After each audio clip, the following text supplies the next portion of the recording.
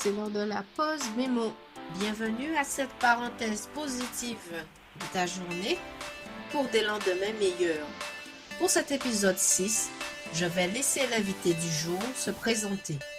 Aujourd'hui, nous allons nous focaliser sur un mot de 3 lettres qui, lorsqu'il est optimisé dans une vie, a pour résultat l'extraordinaire. L'invité du jour est Samuel Légendard, leader du mouvement Jeunesse en mission en Guadeloupe et par extension dans la Caraïbe, et aussi pasteur au sein de l'église Maison de Paix. Bonne écoute! Bonjour à tous, je me présente, je m'appelle Samuel Legendard, je suis marié et papa de 4 enfants. Je suis missionnaire, responsable de Jeunesse en mission en Guadeloupe et aussi responsable d'un mouvement d'église de Maison de Paix. Ma grande passion, c'est l'église, son rôle, son impact dans notre société.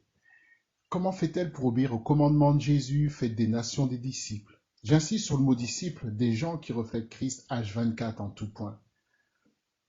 Ou encore cet impératif relationnel, c'est à l'amour que vous aurez les uns pour les autres que le monde verra que vous êtes mes disciples.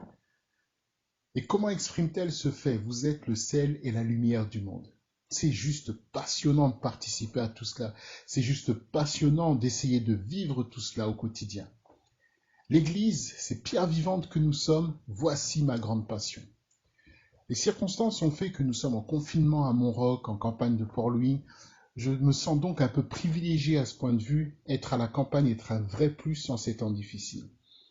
Surtout que nous avons l'habitude de travailler via la technologie dans ma famille. Avec nos activités de missionnaires et les voyages que cela demande, nos enfants ont toujours fait l'école à distance via le CNED.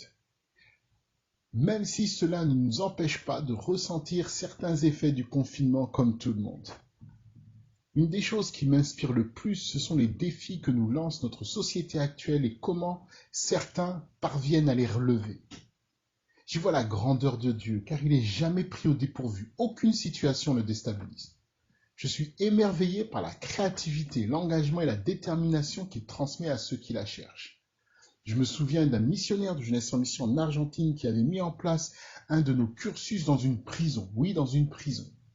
Il créa une école de formation de disciples spéciale prisonniers. C'était simple, les cours se faisaient via téléphone lors du rendez-vous dominical ou à d'autres moments de la semaine. Et le voyage missionnaire, qui fait partie du cursus de cette formation, c'était pour eux d'aller vers une autre prison, un autre centre pénitentiaire, et les servir par des travaux d'intérêt généraux. Les autorités pénitentiaires ont donné leur aval parce qu'ils ont vu la bénédiction et le côté pédagogique que ça allait amener. J'aime cela, aller toujours plus loin dans la réflexion avec Christ. J'aime que cela bouge. C'est pour cette raison que le mot que je vous propose aujourd'hui est la foi. Oui, ce petit mot de 3 lettres qui est capable de déplacer des montagnes, nous dit Jésus. Cependant, si tu es comme moi, bien souvent, j'ai eu une compréhension assez fausse de celui-ci. Parfois, j'ai cru qu'il fallait juste croire, que ça allait tomber du ciel, que c'était un état, avoir la foi. Ou j'ai cru que c'était juste pour certaines personnes qui avaient le don, oui, le don de la foi. Parfois, j'ai cru qu'il fallait être une sorte de spécialiste ou une personne d'une maturité spirituelle hors norme, hors du commun. Parfois, je voulais carrément ne même plus en entendre parler car je voyais combien il manquait à ma vie. J'étais loin de déplacer des montagnes. Jusqu'au jour où j'ai compris que la foi est toujours accompagnée d'une action. Lorsqu'un jour j'ai entendu ceci, la foi fait obligatoirement un impact et elle le dit.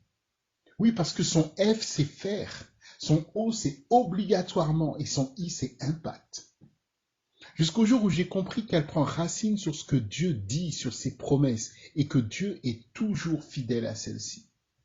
Jusqu'au jour où j'ai compris que les personnes de foi ont toutes prises un risque d'obéissance, si je puis dire, à ce que Dieu leur a dit, comme Pierre lorsqu'il marcha sur l'eau, ou comme le fameux chapitre de l'épître 11 où on fait une liste des personnages qui ont eu la foi.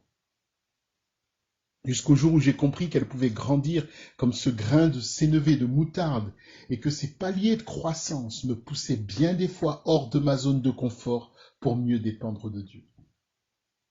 En somme, j'ai compris que c'est la foi qui rend ma vie chrétienne si palpitante, car elle me pousse vers des aventures inimaginables, où Dieu s'illustrera à travers une créativité inspirée pour tourner les circonstances en sa faveur, en ma faveur. Cette période de confinement est l'idéal pour cela. C'est idéal pour exprimer notre foi, la faire grandir. Le confinement, que nous le voulions ou non, nous a sortis de notre zone de confort. Les activités les plus banales d'ordinaire deviennent de vrais défis. Alors, comment faire grandir notre foi? De plus, rien n'a changé pour l'Église, rien n'a changé pour nous. Elle doit toujours faire des disciples, toujours refléter Christ par son vivre ensemble, toujours être un soutien pour les plus vulnérables. Mais comment faire des disciples si on ne peut plus se rencontrer? Comment refléter Christ par son vivre ensemble si on ne peut plus se réunir? Comment aider les plus vulnérables si on ne peut plus sortir? Nous ne pouvons pas mettre en pause tout cela à cause du Covid-19. Nous ne pouvons pas mettre en pause la volonté de Dieu pour l'humanité. Et pourtant, nous devons obéir à toutes les restrictions qu'on nous demande. Alors, c'est là qu'on rentre en question la foi.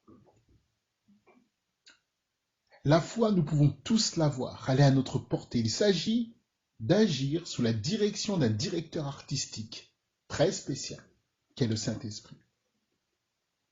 Il va nous donner les idées pour continuer malgré les circonstances, malgré les restrictions, tout en y obéissant. C'est à ce moment que votre période de confinement va devenir intéressante et non plus contraignante. Car il va nous pousser vers une créativité hors du commun. Le défi que j'aimerais vous proposer est le suivant. Profitons ensemble de ce temps de confinement pour faire grandir notre foi. Par exemple, j'aime être au contact des autres. Et cette période de confinement me poussait à réfléchir à comment faire. Alors, j'ai eu cette idée. Une idée que d'autres ont déjà eue avant moi, que d'autres ont déjà mis en place avant moi. Mais je me suis dit, mais pourquoi pas le faire ensemble avec les frères et les sœurs de l'Église? Alors on a organisé un apéro virtuel. Alors pour faire grandir ma foi, pour me connecter avec mon directeur artistique, j'ai une petite méthode, une petite recette. Bien que je ne suis pas un fan des méthodes, mais je vous la livre quand même, parce que je l'ai déjà exercée et je sais qu'elle fonctionne. Peut-être qu'elle fonctionnera aussi avec vous. Choisissez d'abord un domaine qui vous passionne. Peu importe ce que c'est, même si vous pensez que ça n'a pas de valeur. Choisissez un domaine que vous aimez. Priez, demandez au directeur artistique, demandez au Saint-Esprit une idée pour bénir les autres à travers ce domaine que vous aimez. Priez encore et demandez au Saint-Esprit de la créativité pour cela. Et laissez agir. Et dites-vous que les idées que vous ayez, mettez-les en place. Juste faites-le. Parce que si Dieu vous donne des idées, c'est que vous pouvez le faire. Vous êtes qualifié pour le faire. Parce qu'ici, il ne s'agit pas d'avoir des diplômes, une instruction. Il s'agit de mettre en œuvre la créativité de Christ en nous. Alors, mettez-vous en route. Et puis après, perfectionnez. Perfectionnez. Toujours avec l'aide et sous la direction de vos directeurs artistiques qu'est le Saint-Esprit. Et enfin, faites-en profiter les autres. Bénissez les autres. Bref, mettez votre foi en action et faites un impact autour de vous. Car c'est par la foi que notre Seigneur fait tout concourir à notre bien.